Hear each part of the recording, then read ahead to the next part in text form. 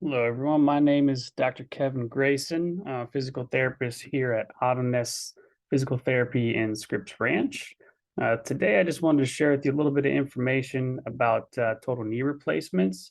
Be a pretty quick little video, just kind of tips and tricks and what to expect, what you need to know. And then we might provide you with a little bit of content if you request it after the video. So again, just want to welcome everybody here. Just open my PowerPoint. Here we go. So again, just a quick little introduction here. Again, I'm here on the bottom right, Dr. Kevin Grayson. Other therapist here is Dr. Matthew Perry. He also has worked with a lot of knee replacement patients. But again, I kind of find it as one of my specialties, post-operative care. I've seen a lot of total knees, total hips, just total joint replacements in general. So, I know a lot of little tips and tricks to kind of make sure you're set up for success before and after surgery. So, first thing I want to go over here, do you need a knee replacement? A lot of patients come to me with this question. They've been told, you have really bad bone on bone arthritis. You need to get this surgery, or otherwise this or that, right? The truth is that it depends, right? How much pain are you in? Are you avoiding certain activities because of the pain? Can you walk without pain? Have you tried physical therapy? Have you worked on strengthening mobility? Typically, and what I've wrote here, the general rule of thumb is if you have this unrelenting pain, you've tried all these conservative measures. They kind of call PT the conservative measure, right? It's more conservative than surgery. Have you tried all these things and it just hasn't worked out, right? The pain is getting worse. You're having a hard time walking, hard time just living your daily life. That's typically when, it's time to maybe get the surgery.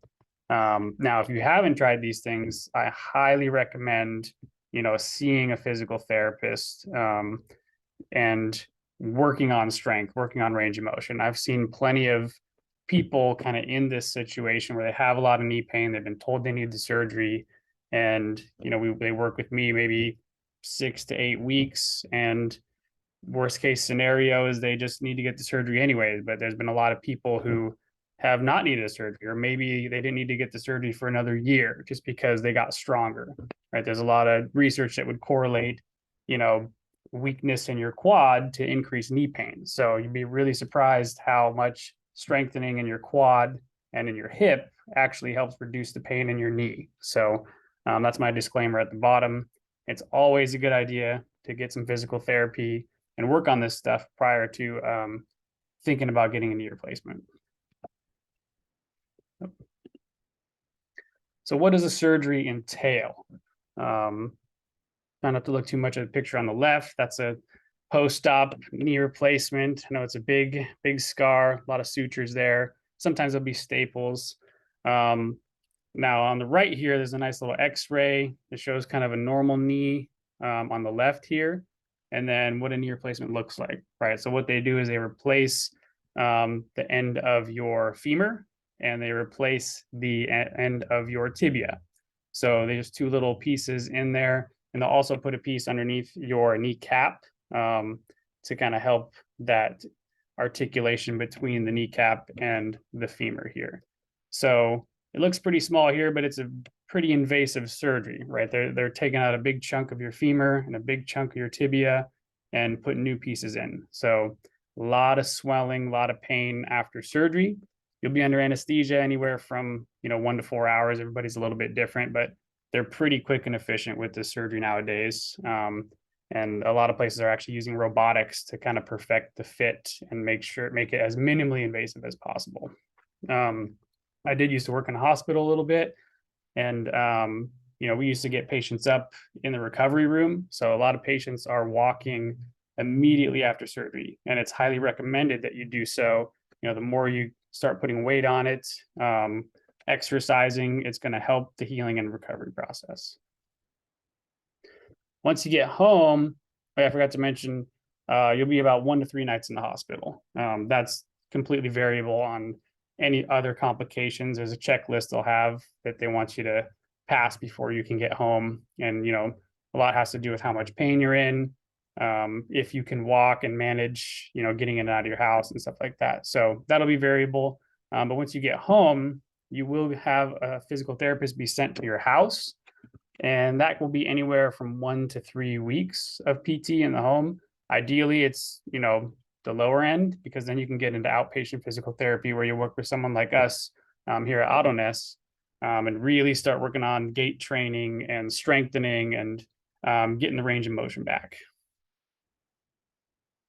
Now here I listed my 4 keys to immediate success after surgery. Number one I want to talk about is pain control. So pain is a major, major issue after these surgeries. That you can see, like I said, they're replacing a big chunk of your femur, a big chunk of your tibia, and there's a lot of pain, a lot of swelling. You get really stiff. So they're probably going to hook you up on an ice machine. You might have a TENS unit. They're going to give you pain medicine. But I think the biggest thing is just staying ahead of the pain, right? Some people don't like taking pain medicine. So there's other things we could talk about and how to manage that. But basically, you want to just stay on top of it.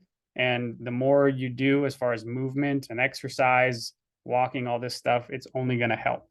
And I've seen, the research is kind of hit or miss with ice, but with this particular surgery and how much swelling and pain people have, most people have really good results with managing the pain with ice. And unless you're icing 24 hours a day and giving yourself like an ice burn on your skin, you're never really going to hurt it with icing 10 to 20 minutes, every other hour, something like that. So there's certain protocols you can use, which, they'll be talked about in your home health PT or outpatient PT as well.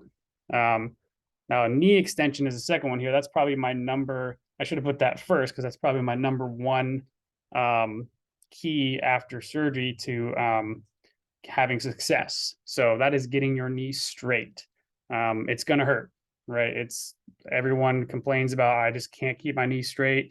It hurts too bad, it aches, it throbs, and that's okay. But we got to try to push it, because if you get stiff in the knee extension, it gets really difficult and really hinders the recovery over the next coming months. So even day one, like there's no putting a pillow under your knee. Try not to elevate too much where your knee's in a bent position, and just really focus on getting the knee straight. And then you'll have a lot of help from your home health physical therapist, but also your outpatient therapist to kind of manage ways that you can reduce pain and work on getting the knee straight. Number 3 here is quad activation. So that's your thigh muscle. After surgery, you're probably not going to be able to control that muscle. You're not going to be able to fire it. You're not going to be able to squeeze the thigh. And one is because of pain, one is because of swelling.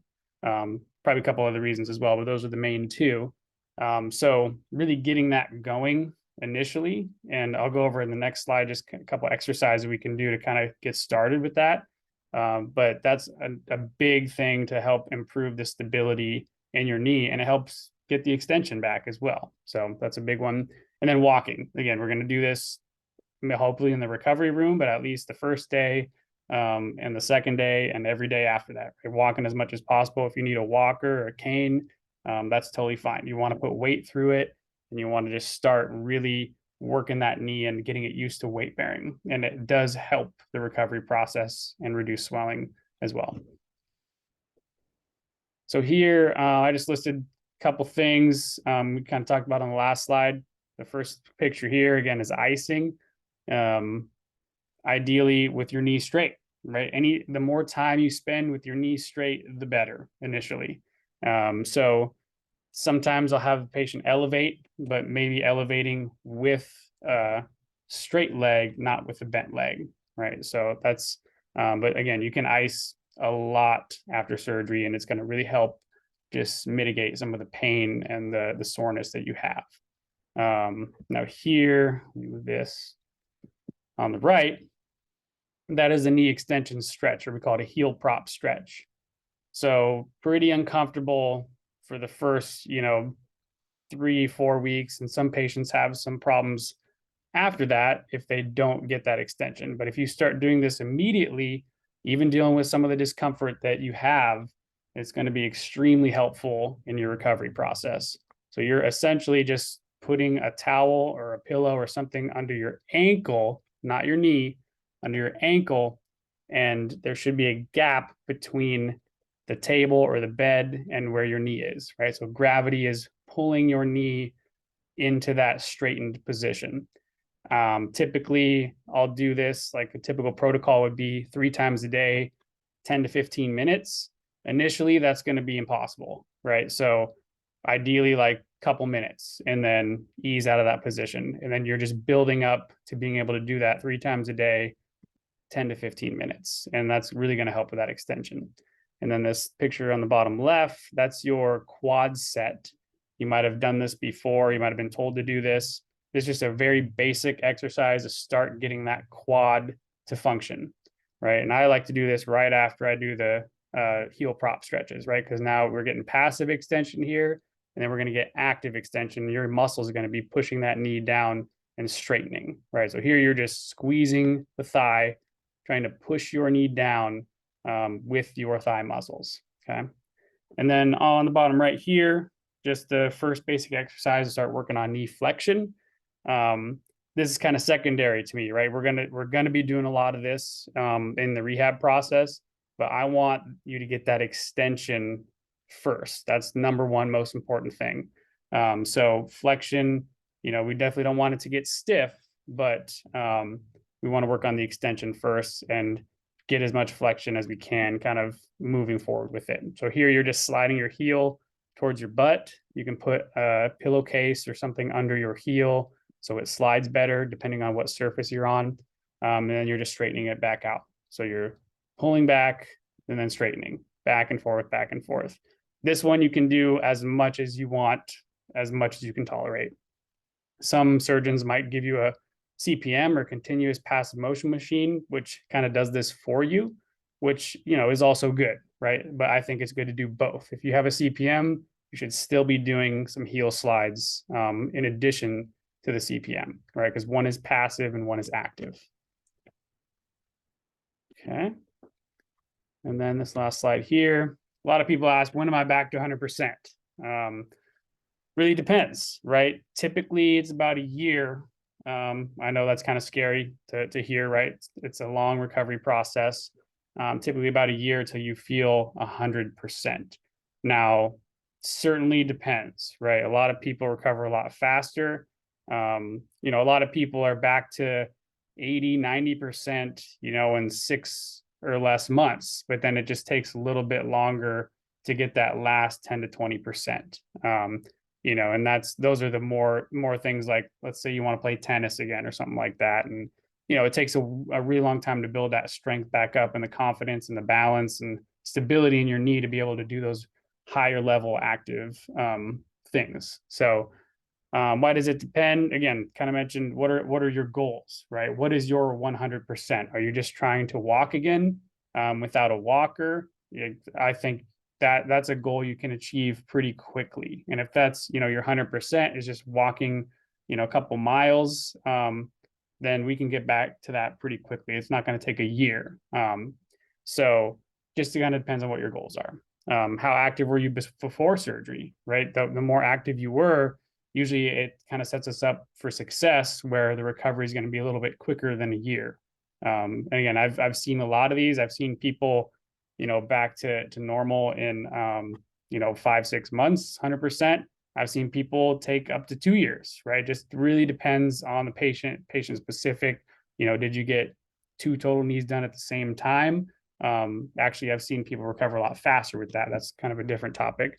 But yeah, healing timelines are just different for everyone. So I don't want to set anyone up for or give any expectations that aren't realistic. I think it's very realistic to get less than a year, but just think about that as far as getting back to 100%. We're looking at about a year after the surgery.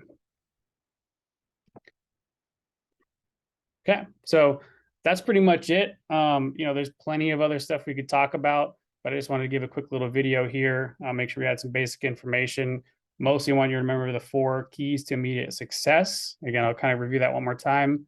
Pain control, knee extension, getting the quad activated, and walking. So those 4 things, if you can remember those, and that's all you remember from today, I'd be really happy with that. And then as an ending note, if you guys want to share your email address and phone number, I'd happy to send you some home exercises, kind of some of the ones I talked about today. And then I just want to say, if anyone's unsure about any of this stuff, we'd be happy to schedule a 30-minute consult, which is totally free, with either me or Dr. Perry. We could discuss, your pre-surgery plan, post-surgery plan, talk about ways we can strengthen, get you out of pain. We could start a prehab program. Maybe your surgery's in a month and you want to get some range of motion back and get some strength back. We could start doing that, next week, right? So just send us your information. We're happy to send you a few things. And then the link at the bottom here is just to the Cleveland Clinic. There's a guidebook for total joint replacement. A lot more details, a lot more talks about the surgery day and medications and a little more details specific about that kind of stuff. So I'll leave that in the notes so that you guys can get that link. And then any questions, don't hesitate to reach out to us. We'd be happy to help you out. All right, thanks.